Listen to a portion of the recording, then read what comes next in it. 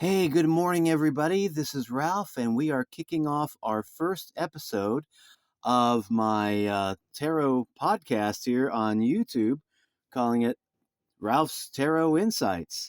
And what I'm doing here is sharing some of my insights after working with the cards for going on 48 years now. I first started reading tarot back in 1978.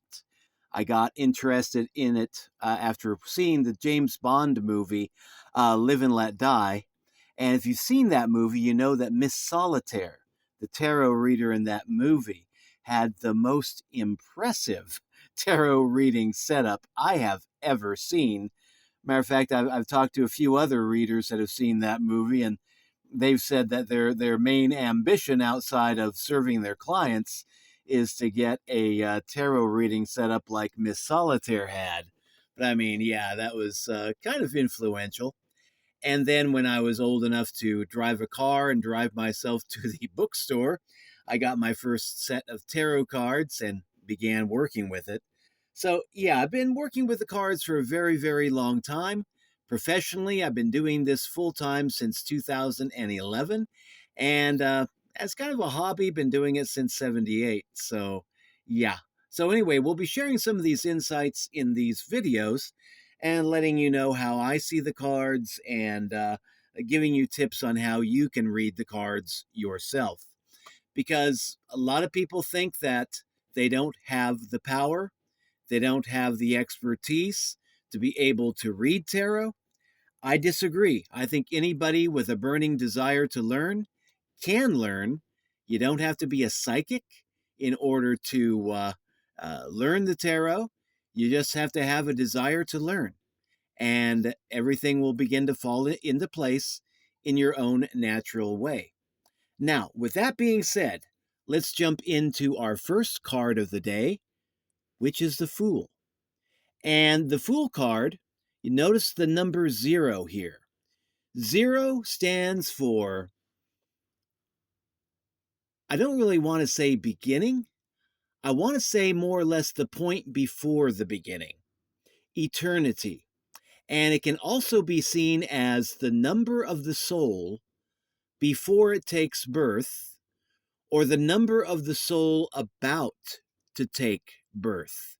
So, yeah, 0, eternity, new beginnings, the beginning before the beginning, and yeah, a soul entering into this world, brand spanking new, or perhaps an old soul that's been recycled many, many, many different times, or somebody in between. So, some key words that we can use in understanding the Fool card would be a new beginning, new path, new birth, new soul.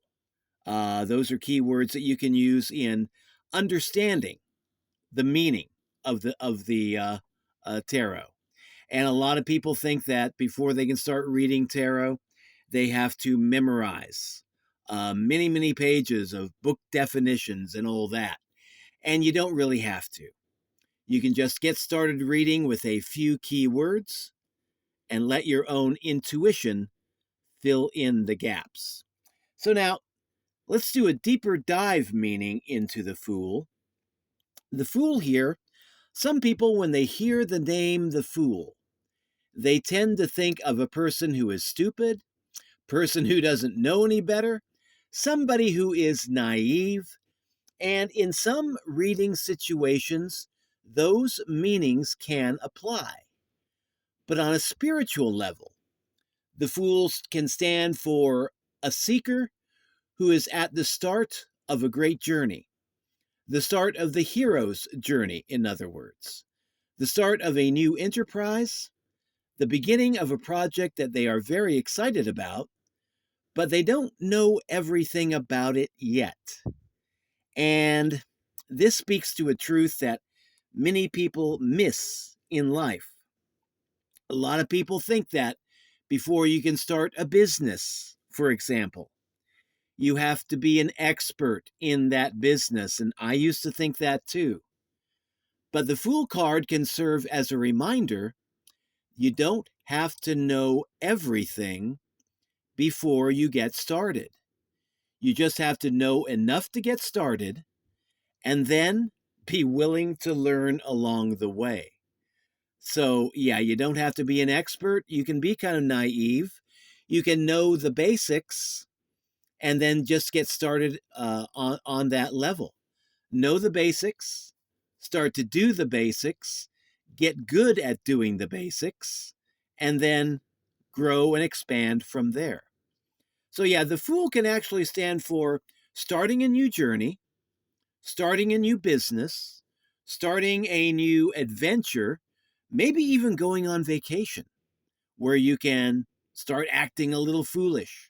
Many different meanings we can see within the Fool card. But yeah, one thing to hang your hat on is that the Fool can also be understood as the card of the soul or the soul card. And this is a card that tells you, okay, look within.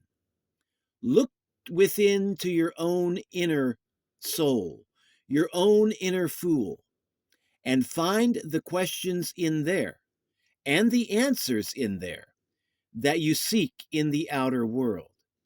All of the tarot cards can apply to either our outer world or our inner world.